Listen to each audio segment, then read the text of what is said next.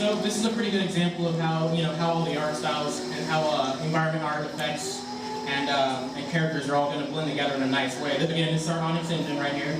So you can take a look and see a couple of the effects down in the water there. You can see a couple little fish. This really adds to the gameplay and kind of what's going on, and so you're just going to really establish the game right here. This is, again, said it a little bit earlier. This is Lucas Montbaron. Actually, real quick, we'll switch to the vanity camera here. They have a couple different cameras in. You cannot. I can. Perfect.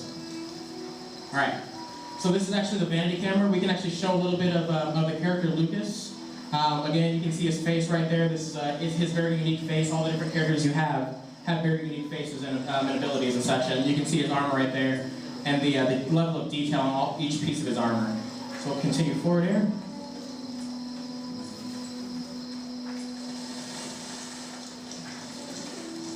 So you can see a nice little spider there. Again, we're paying homage to the previous games. You can take a look at the effects. We showed a little bit of this piece a little bit earlier. You can see them attacking us a little bit. We're going to try a really big effect. Again, it's gonna, all it does is really add to the gameplay.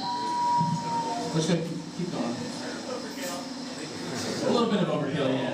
He's pretty souped up, so you might see a couple of pretty strong attacks there. We're actually cheating. We have infinite resources right now. Now again, as we switch into this cave right here, you can see the mood is going to change immediately. You're in a cave now. It's a little bit dark. It's a little bit creepy. You're not exactly sure what's going to happen right here. We'll take a look at some loot real quick. Fat loot. Lots. Oh, that's not loot. How'd they get all that in that chest? These are UI. We try to make it all animated. I don't know if these will change, but a couple of them will change. Again, like we said, all the armor is going to have different, they're going to change as you equip them as well. We'll see a little bit more too over there. So again, these are a couple more creatures. This is the Voidinoid, and you can see these are engine and dynamic lights all around them. Again, you can kind of see the depth of field that we're using for the environment. So you can kind of see in the distance that there's a couple of chests that we're going to use. Some dynamic lights, dynamic shadows. You can see the cloths that are actually coming off of Lucas as he's running around. Go ahead and continue.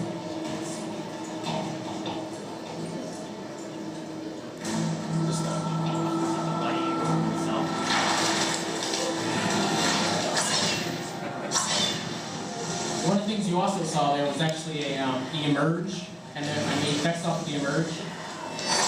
One of the things you want to do to most of the creatures is kind of show them, they all have their establishing spot when they came in. One of the things David talked about a little bit earlier, you'll see them here in a second. Oh, yeah, sorry, I saw a real-time lighting there as well. Good afternoon, Lucas. Nice of you to catch up. What took you so long? I had to hack my way through a horde of Voidinoid. Thanks for leaving so many alive. Well, I'm equally pleased to see you too. Why so totally? Did you just bring your parents for something? Says the woman with no parents. Although judging from your manners, I wager you were raised by carnival means. And you're trying to brag. His face looks nice, but he's kind of a dick. I need to put my boot in tracking his backside. So you can see Angela right here, and she's actually joined our party right here. One of the things, I'll talk a little bit more about Dungeon Siege 3. She's actually an AI control companion right here, and if I felt the need to join in on this gameplay right here, I can just press the start button and get into the game. Co-op. Someone mentioned earlier, yes. Whoa! Oh, those are physics. Yeah. We pushed it a little bit more for the demo. They're not going to be as wow. As crazy as it is in here. I'm sure what's in that chest will look much more flattering on me. Okay, so this is actually a perfect example of a different environment art and kind of how it's actually establishing a mood. This is actually the causeway system. This is the fast travel in Dungeon Siege 3. And you can definitely see immediately after teleporting that this is a very different world. There's floating rocks everywhere, kind of random people kind of running around. The designers said that we just need a way to get people from point A to point B really fast. So can you make a little extra planar world? We just ran with it. Yeah. This is actually one of the areas that the artists just basically had free reign in doing whatever they wanted. So we kind of built this incredibly crazy area.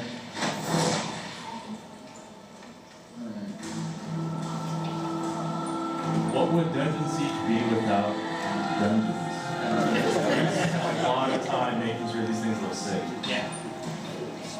So, just as easily as I jumped into the game a little bit earlier, if I felt the need to, go ahead and finish talking here, I can just go ahead and press the start button, come right back.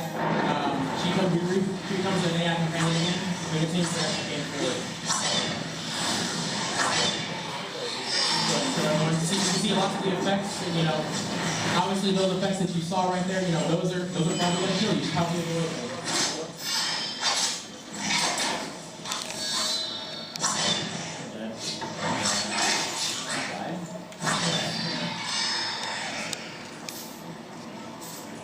So I don't know if you guys are fans of the first two, but we tried to put things from the first two in there, and this is the farmer from Dungeon Siege 1 and 2. It's actually the hero from the first game. Yeah.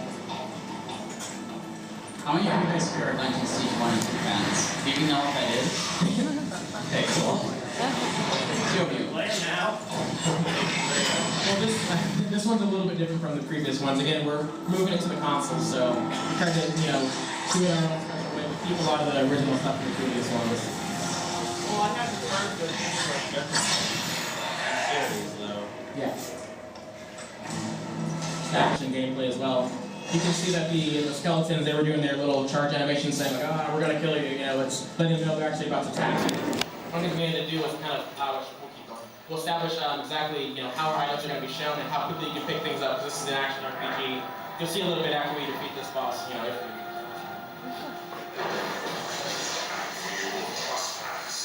This is Dracula, yeah.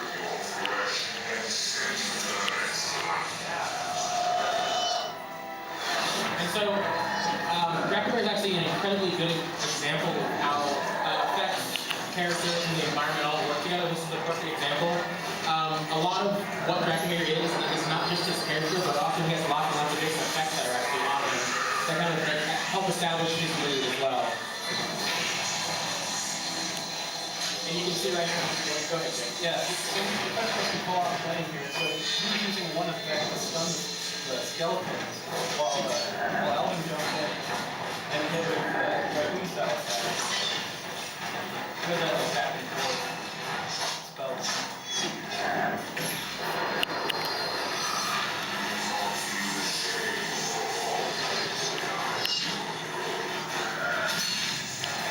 And you can see lots of James effects there, kind of really showing off that he's actually a really big badass. And you can actually see, without those effects, you really wouldn't see that that's a really big moment of him dying right there.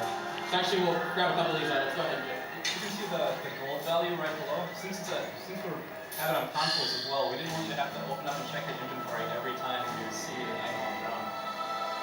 So you just decide right on the spot if you want to pick it up or not. So go ahead and equip a couple of these items just to kind of show that as well. And this actually is random loot, so we might get a flame sword if we're lucky. What are the top sword there?